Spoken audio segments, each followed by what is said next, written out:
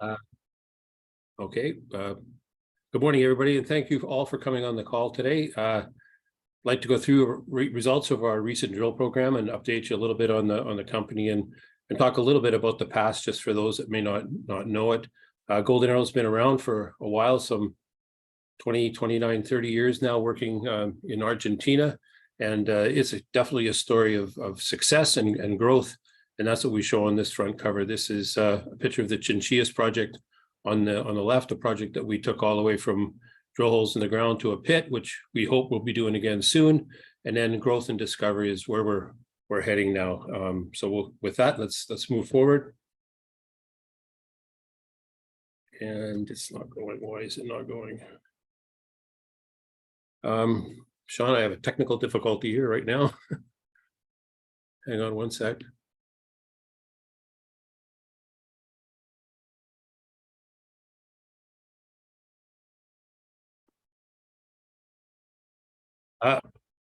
Sorry about that, everybody. No matter how many times I try this, it still seems to screw up. I apologize. Okay, moving ahead. Okay, cautionary notes. I will be making some forward-looking statements. And so right now, this is, you want to read that? You've all been warned. And Brian, we don't see your screen, your presentation. What is going on here?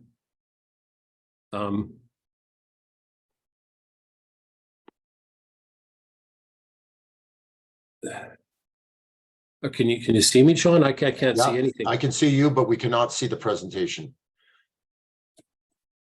I've lost my screen, Sean. I don't have a screen. Go up to view, maybe change the view, Brian.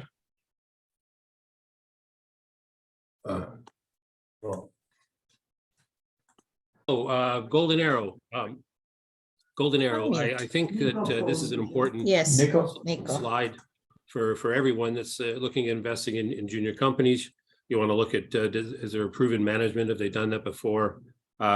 What's their financial position? Are they going to be able to move this forward, either raising money or with the money they have? And then probably the most important is the project they have, or where they're working, geopolitical safety, those kinds of things. Can't hear be them. able to get it built. Those are all very important things to look at when investing in a junior company. And I think as we go through the Golden Arrow story, you'll see that we get all those check marks. And that's because one of the reasons is that we've been around so long and we've been doing this for quite a while. Pioneers working in Argentina since 1993, so 30 years and counting. Involved in 4 major discoveries, and dare I say, with this presentation, hopefully it'll be the 5th. Why am I muted? Am I muted? Hello? Hello? Sean? Hello?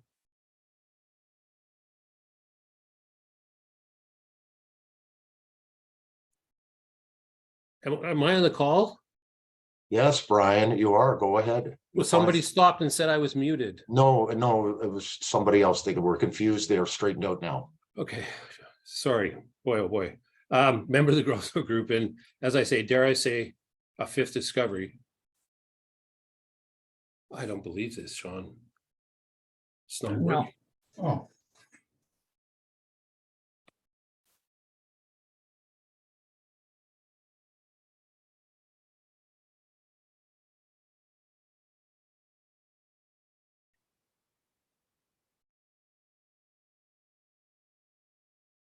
Guys, apologize for this. I don't know what's going on. We've had bad luck here. Okay, Brian, you're back up.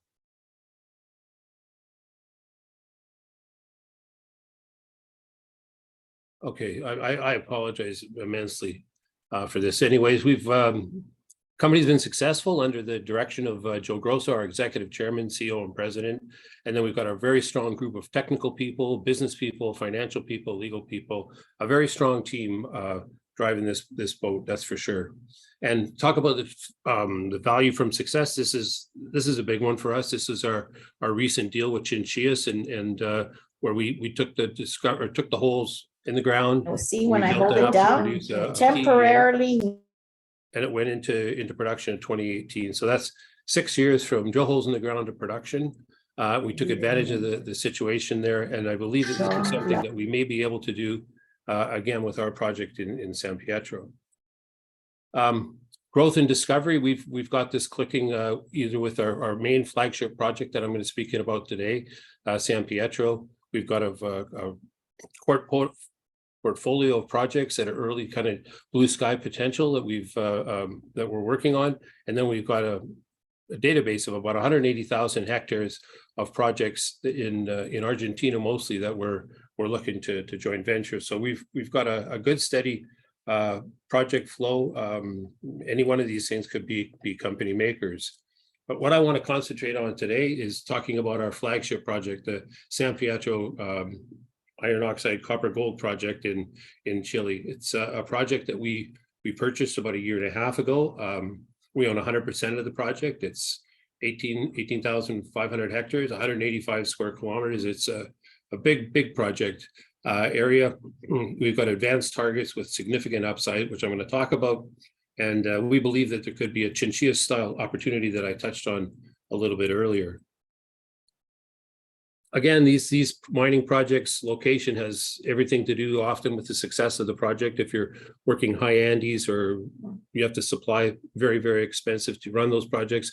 But this here project, this is in mining Mecca really for Chile and well, probably the world when you come right down to it. We're sitting in an area about 100 kilometers north of Copiapó.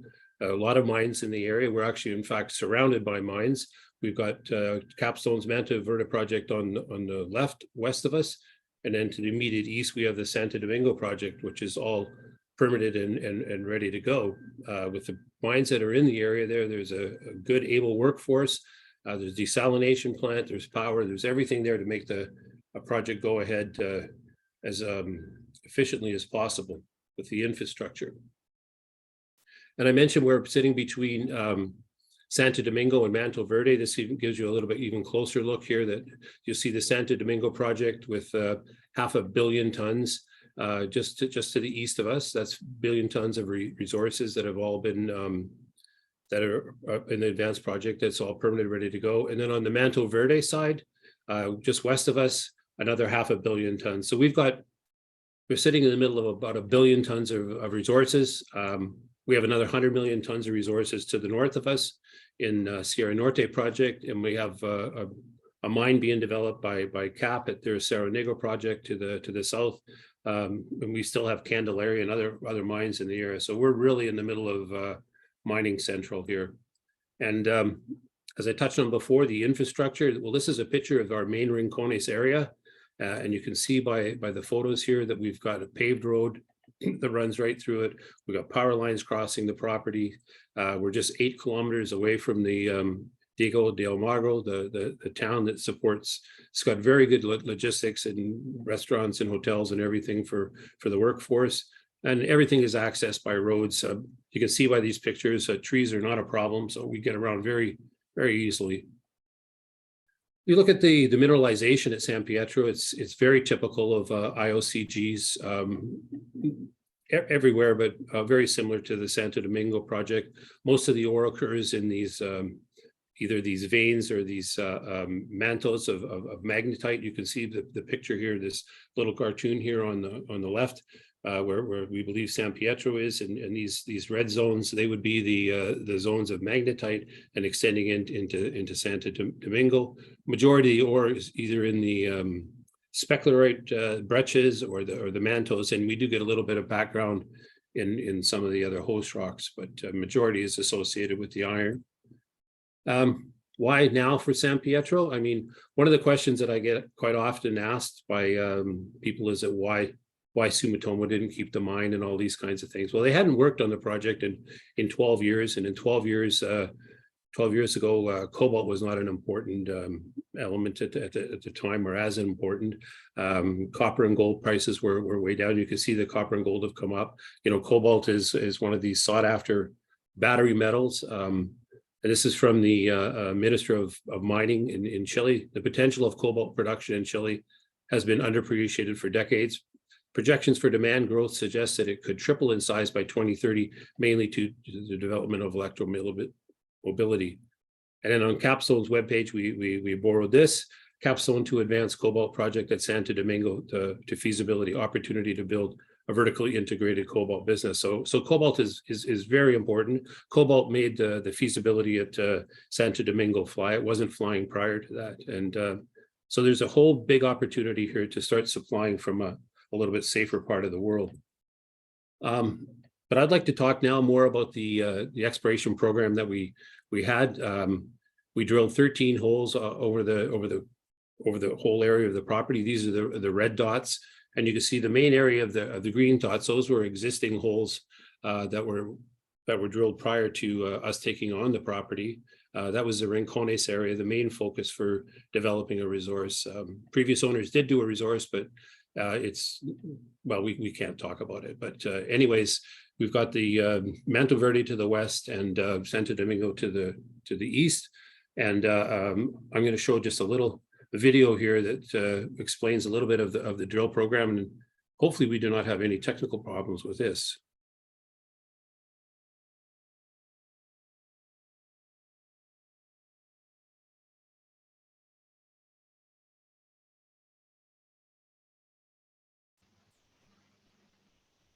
Brian, no sound. You forgot to. Drilling at San Pietro was extensive and identified several exciting prospects. Oh, it's got sound. Our first drill program tested our updated models at several targets and improved our understanding of the geology as well as the structure, so we could move on to more detailed work. Rincones is our most advanced target and the main focus of our recent program. Drilling following our new model and interpreted geometry led us to significant mineralization in all 6 holes, confirming the prospect is open in all directions. Hole 7 hit the longest interval of the program, starting in near surface copper oxide mineralization and moving to chalcopyrite, chalcocite, pyrite, and specularite at depth. 500 meters to the south, hole 5 was drilled within the highest grade historic holes.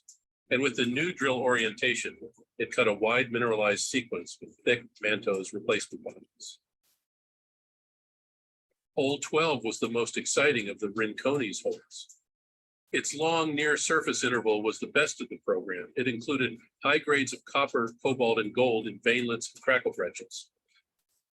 This section view demonstrates the continuity of mineralization between holes 5 and 11 in the southern area of Rincones and hole 12, 300 meters northeast. The section also highlights the potential for further new discovery, particularly in the sparsely drilled central area. Surrounding Rincones, we also drilled 3 earlier stage exploration prospects. At all 3, we confirmed our new geological interpretations and hit good copper, gold, and cobalt mineralization.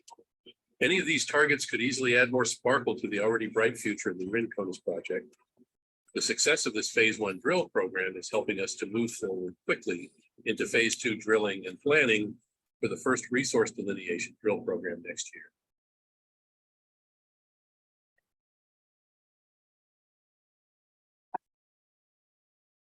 Okay, I'm going to talk still a little bit about Rincones. Those are the new holes, but it's interesting when you go back and you look at the historical holes.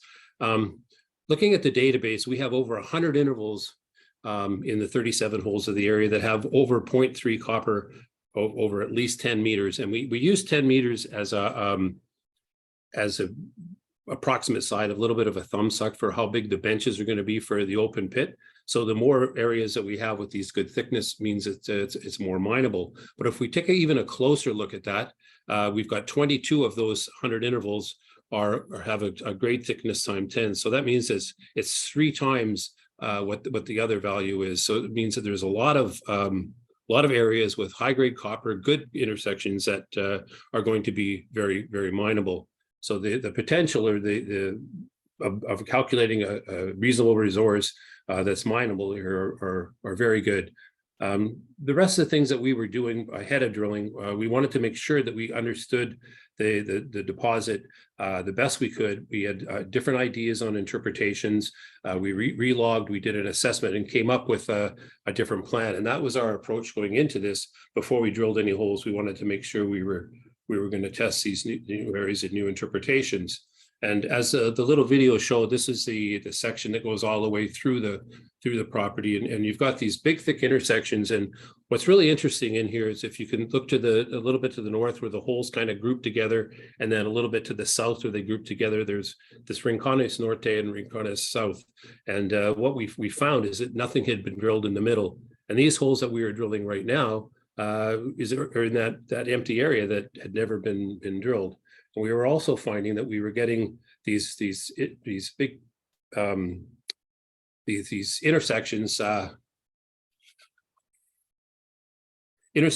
were misinterpreted before because of the dip of the mantos in the interpretation that they had. Initially, the idea was that we had these very, very steep structures, and the mineralization occurred on the structures, and you were dealing all these more like a sheeted zone. But what we saw in our due diligence and in our mapping and surface sampling is that there was really a more horizontal or semi-horizontal, which is what you expect with these mantos and what you see at Santo Domingo. And that's what we saw. And you can see with this cross section here that it changed the interpretation through here immensely, for whether we have these little thin intersections in the drill hole. In actual fact, they end up being quite thick mantos and very mineable. And so we still have this whole big section. We've got the 400 meters to the west side of this section, and then the eastern side of this section, which is a lot of potential in there. So it was really a game changer with us figuring this out and going forward. Calculating the resources in Rincones is going to be very exciting. The video also talked to a project or an area to the south. This is referred to as the Coya project area. And the reason that we wanted to drill in here was that previous owners had done some drilling in here, and given the very low copper grade, I don't think they were very excited about it, but they had some screaming high cobalt numbers. And so we wanted to test that those cobalt intersections and see how continuous it was. So we drilled a couple of holes on the different targets in there. And lo and behold, we found that in fact, they were continuous, and it looked like a good intersection. The original one was in the specularite, which would have been an SP009 on the left side of your page, where we got good intersections there. We had 11.5 meters of 483 grams per ton, 11 meters at 200. So you can see good intersections of cobalt. And then the other intersection, it was actually found as a high on our geophysics. So this was a bit more of a blind topic or target, but we still got good intersections in cobalt in this area. This drill hole, this specularite breccia that occurs here on the west, is part of a structure that looks like we could maybe be able to map as far as 4 kilometers to the north. So it's continuous and a very good find for us when we drilled in Coya. Mariposa, this is a target off to the northeast. One of the things that we want to highlight in our project area is that we do have near surface oxide copper. This is what the operating mines around that area are going to be requiring. So it could be a very good opportunity of some near-term mining. And we were successful in Mariposa and other areas identifying the near surface oxide copper that we did have. And then finally, our fourth target that we tested was our Rodeo target. And the Rodeo target was another one of these things where we had a historical intercept of 34 meters of 1% copper, 334 ppm cobalt, and we wanted to test how continuous that was. So we drilled a hole about 250 meters away, and lo and behold, we found that it was continuous, and it's continuous actually right out of the Paraiso mine. It's run by some of the locals, and not too far to the north, about 2 kilometers just north of this drill hole that we see here, is the Sierra Norte project, 100 million tons there. So there's definitely a lot of mineralization along these structures, and just need to trace on where they go and start adding up the tons. Talk about being a junior company that gets no attention, even though we're putting out these screaming high results and things. It was nice to see following our last press release that we did get a little bit of notice. The first on the right-hand side, these are copper drilling highlights, and it's interesting that San Pietro met this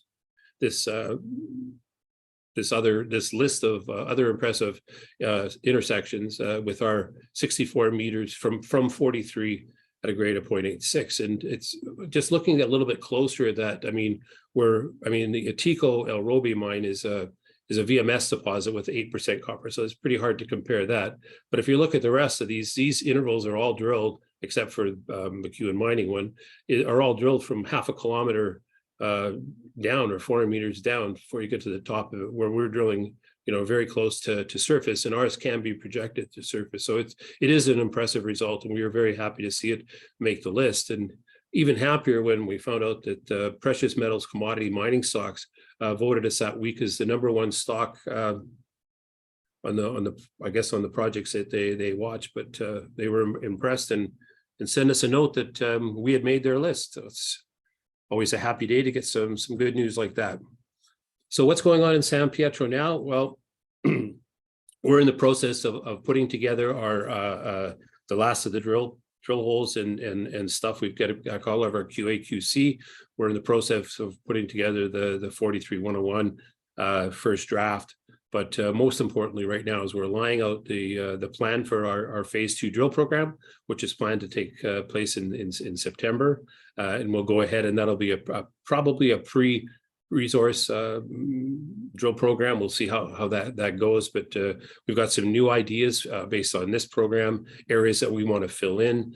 And there's even some other targets. We've got a whole area called Radis Norte, which has got a deep target that we're going to test. So we've still got lots of work to do, but we wanted to make sure that we had something that people could hang their hat on, and we're moving ahead with that. As I say, we've got the drill program that'll start hopefully in September. Moving ahead beyond that, other things that we've got going on in the company, as I mentioned, San Pietro is our main target right now, our main project that we're advancing.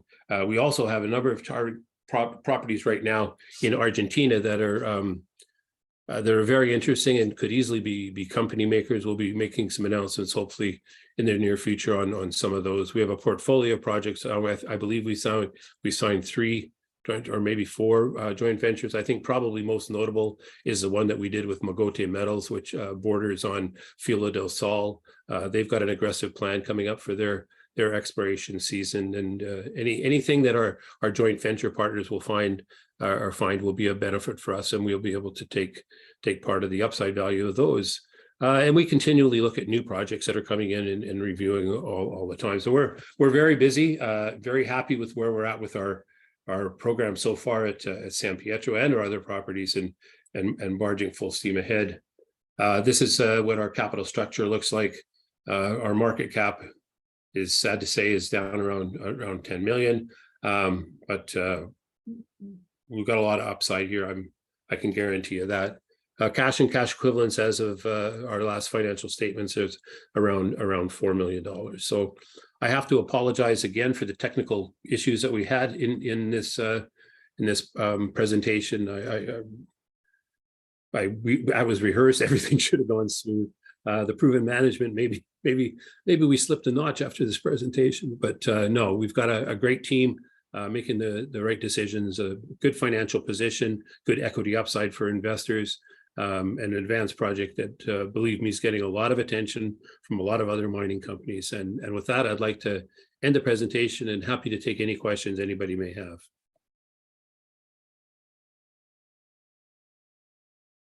Do we have any questions for Brian? Could somebody unmute yourselves and ask the question if you'd like. No questions coming in? Yeah, I have a question here. This is Adam Tucker. I'm one of the significant stake in the company. I guess what I wanted to know is, what is the plan? We have $4 million left, a lot of stuff going on. What do you think how far will that $4 million run us until there's a potential need to raise more money or so forth, which will just dilute even more? I mean, I know we've been doing a lot of stuff since the silver standard. Just trying to get a better idea of kind of like, how much longer are we going to have to wait, and how much more money might it take to make that happen? Thank you. Well, we, that $4 million was as of the end of March, so that's come down a significant amount since then. We will have to look at financing prior to the next drill program. We're looking at different alternatives on that financing right now. You know, the next phase that we have is you know, we advancing the project. We're not going to pre-feasibility or anything like that. We'll want to calculate our resource and, you know, get the drilling in. And, you know, that's a program that could be anywhere, probably be $5 million, somewhere in that neighborhood. That's kind of what we're looking at right now. And if I can Okay. add, I'll add something to that. You know, the pandemic really put, you know, the pause on everything in Argentina for us for a long time. And, you know, Brian's been working very diligently. We haven't spent any money on marketing because there was nothing to market. And in the market conditions right now, we'd be just throwing money away. You know, we're really in the doldrums here in the junior resource sector. And, you know, that's hopefully going to turn around here, you know, if we're going to not have a recession and the big board's doing very well. So hopefully that might pull us up eventually. But, you know, it's been tough trotting going through here. I just want to let you know, it's not because we haven't been doing the work, but we haven't been really marketing this company at all at this time. So you're saying that, yeah, it sounds like, I don't know what the current cash balance is now, but so there's definitely going to have to be some financing coming. That's what I'm hearing though. Yes. And I assume we wouldn't do any more. I mean, I'm not against financing as long as that we really, you know, we have a lot of, you know, like you said, good projects. I just want to see, like, you know, based on I mean, you're the experts. When do you think that if the money comes in, when do you think that would produce the results we would need to potentially, you know, have a potential, not even a company maker, just having some significant income coming in to continue moving forward, I guess? Well, you know, Adam, those are all very, very good questions. There's no doubt about that. I think what's important to understand is that this project is a little bit like our Chinchillas project, that, you know, we're doing the best we can technically on the ground. And there's, you know, when you've got the world is very, very hungry for copper deposits right now, cobalt deposits. And when you can show that you've got something like that, you get a lot of attention from other companies, right? It's a case of the bigger fish eating the smaller fish. And, you know, those are the types of things that we're, you know, considering right now. And so to say where we're going to be or whatever is very difficult to say. I mean, right now, none of those things are definite. So we're going to plug ahead and, you know, keep going. We're going to do our next phase of drilling, and we'll see where that gets us. But, you know, right now we're just kind of keeping all of our options going. That's a good question. That's a good point you just made. Is that the goal? Is the goal potentially to get a project swallowed up to kind of like Chinchillas, or is it to potentially get somebody with all the different irons in the fire to get someone just to potentially purchase the company? I mean, or is that not? No, any one of those is, you know, we have to look at what's best for the shareholders and what's best for the company. But, you know, we'll entertain any offer at this, you know, at this point or in the future if it makes sense. But we're explorationists. We're not developers. I mean, we will take this project to pre-feasibility level or something like that. But, you know, at some point, somebody that understands production, and when you've got two mines right on either side of you, and one to the north and one to the south being developed, there's pretty good chance that someone might come talk to us. No, I agree, but I mean, I don't know what you can say at this point, but that's not happened at this point yet. We're not far enough along for them to have that interest, just or at least to have reached out to us. I can't really say much, Adam, but we're talking to a lot of people. Oh, okay.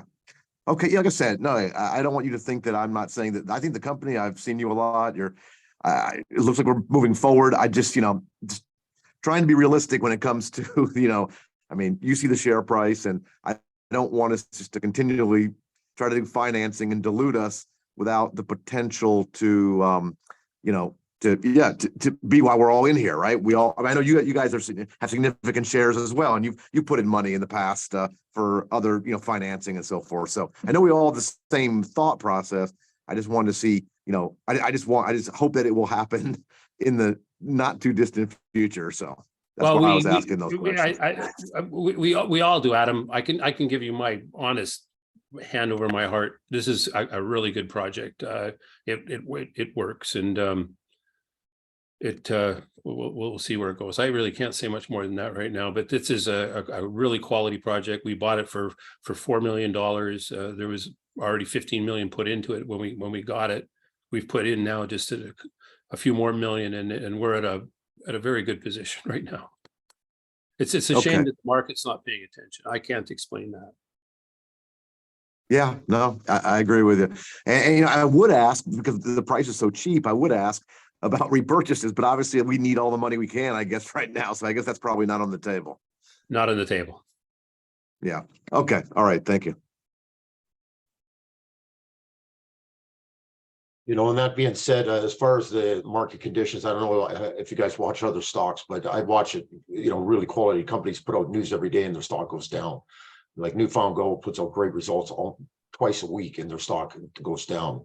We're in a tough market, and to go and spend, marketing is very expensive. So I think our philosophy at this point is move the project a little bit forward. We're going to get some natural attention, which we already have.